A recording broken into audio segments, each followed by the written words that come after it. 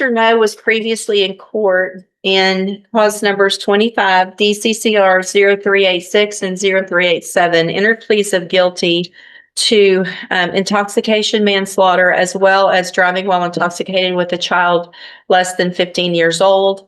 That was an open plea to the court. We had gotten started a little bit on this hearing, and then I reset it so that the state could, or anybody could, bring any witnesses with regard to statements in the PSI and sentencing.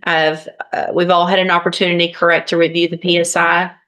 State has, yes, Your Honor. Other than what we've already discussed and what the defense has filed with regard to response and objections, anything else with regard to the pre-sentence report? Not from the state, but not at this time, Your Honor. Okay. There was also a letter from Joyce Barnes, the mother of the defendant, and I have that as well. Your Honor, I think we had also previously filed letters of support, which the court had reviewed. Okay. The state calls Trooper Angel Campos. Trooper Campos? Oh, yeah. Trooper Campos, how are you employed, sir? I'm employed to the Texas Department of Public Safety. And how long have you been with DPS? I've been with DPS today almost 3 years. Okay. Your training and background, of course, includes the academy. I understand you also have some military background as well. What does that include? I do. I'm working on my 11th year serving in the Marine Corps, and currently I'm a Staff Sergeant E6 in the Marine Corps today. Okay. Describe for the judge what you observed when you made the scene. Initially, when I made the scene, I was expecting, like I was dispatched to 2 vehicles. Then I later found out the 2 vehicles that I rode up on, one was the deceased's vehicle, and the other one was the witness that witnessed the entire crash.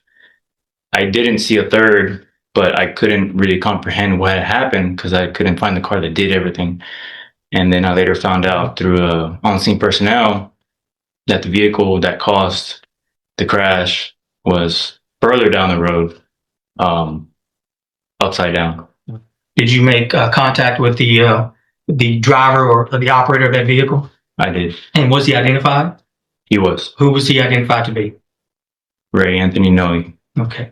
Investigation, did you determine if that child was restrained in that vehicle during the crash?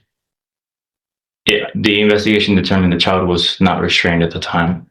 When you made contact with this defendant, we're not going to spend a lot of time on it because he's already pleaded guilty, but nevertheless, you observed signs of intoxication, correct? Yes. Did he refuse or did he consent to a blood draw?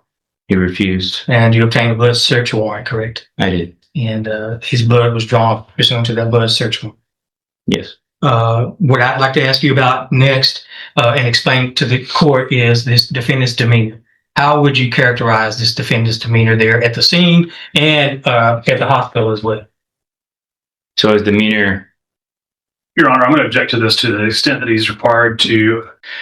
I don't have an objection to him observing what his observation, but to the extent he's going to opine, we're going to renew our objections that we've already made in our response to objections. That's overruled. He can testify as to what your opinion is as to his demeanor that evening. Please go ahead and answer. True. The demeanor on that night, he refused to comply with almost every order we gave him.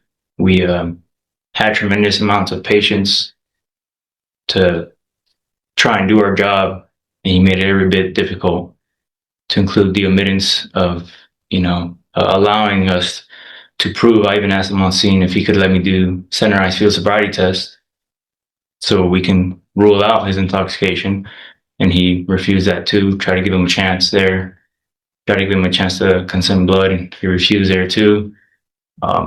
Did every trick. Well, it appeared like he was trying to buy time for himself, and he, through my training and experience, we kind of pick up on tricks that DWIs do, and it appeared like he was utilizing everyone he could at the time. Yeah, and I'm sorry to interrupt, but we're talking about more than just a refusal or more than just not cooperating, correct? Yes. I mean, how would you describe that for the judge?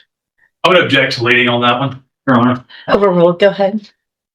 Everything on that night, he, from what I can recall and remember, everything he mentioned or asked, none of it was about the other parties.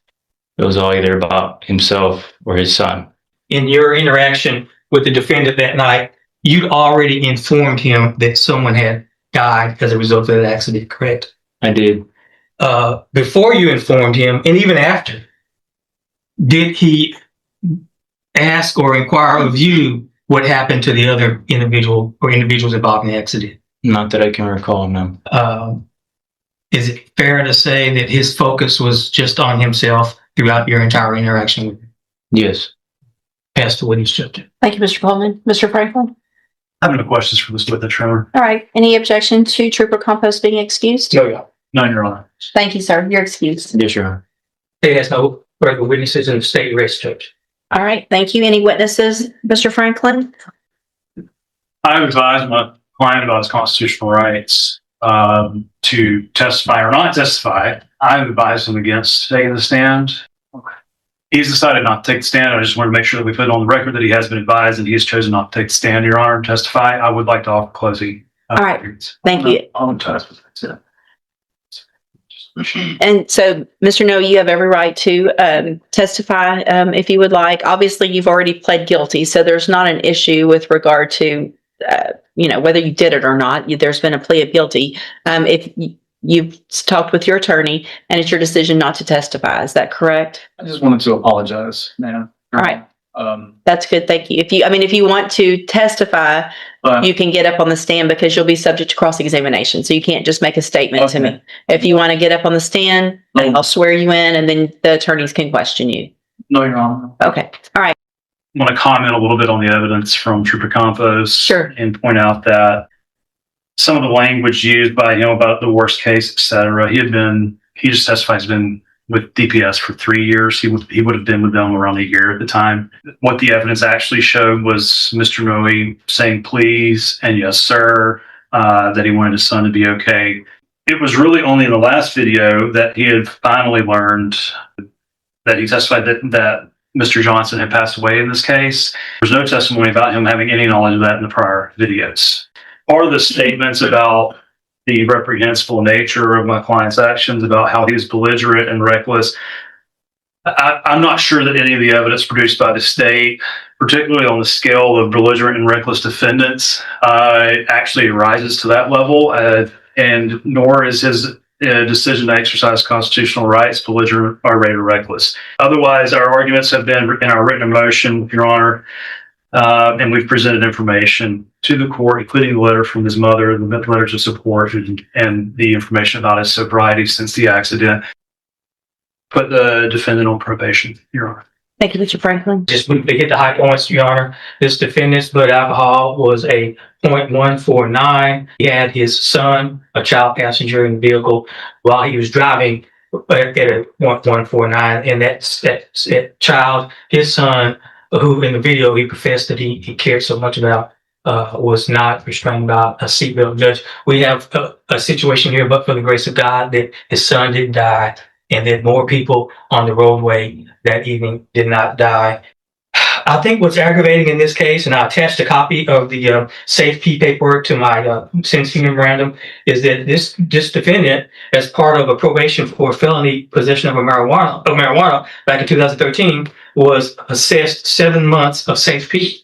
And I would think that after 7 months of safety, he would have addressed what, if any, substance abuse issues that he may have had, that including alcohol. I find that him finding himself in this situation, a more egregious situation, could have been avoided had he taken full advantage of the rehabilitative effect of safety, Judge.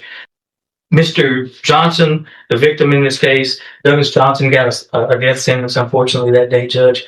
And I think justice in this case would not lend itself to this defendant walking out of this courtroom today on probation.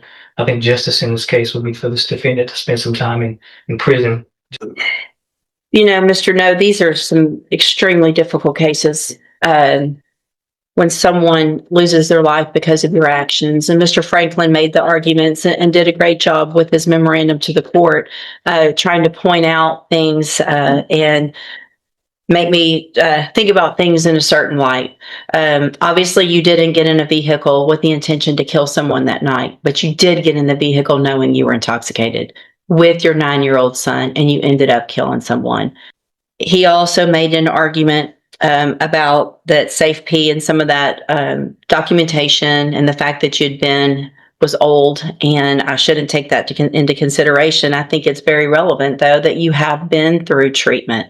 Even though it's been a while, you obviously had some issues, went through treatment, a serious treatment program where you're in custody in treatment. So you have felt what it's been like to be in custody and still committed this offense. I don't think probation is appropriate in this case or either case. I'm going to find in cause number 25 DCCR 0386. Again, you entered your plea of guilty freely and voluntarily, find sufficient evidence to find you guilty, and at this time find you guilty of intoxication manslaughter with a vehicle. I'm going to sentence you to a term of 15 years in the institutional division of the Texas Department of Corrections. You will receive credit on that sentence for any time that you've been in custody that the law gives you the right to receive. In cause number 25 DCCR 0387, also find that you entered that plea freely and voluntarily, find sufficient evidence to find you guilty, and at this time find you guilty of the state jail felony offense of driving while intoxicated with a child passenger, sentence you to a term of 2 years in the state jail prison. You will also receive credit on that sentence for any time that you were in custody that the law gives you the right to receive. I'm going to hand you in each of your cases, or to your attorney, he'll give it to you, the trial court certifications that shows these weren't agreements. You do have some limited rights to appeal, and you could talk to Mr. Franklin about that. I'm also handing you a written admonishment regarding your ineligibility to possess a firearm or ammunition. Because of the judgments entered against you, you're ineligible to possess a firearm or ammunition. Possession of a firearm or ammunition could lead to charges against you. If you have questions about the laws that make you ineligible to possess a firearm or ammunition, or about how long that lasts, you can also talk to Mr. Franklin. Mr. Franklin, if you'll grab those.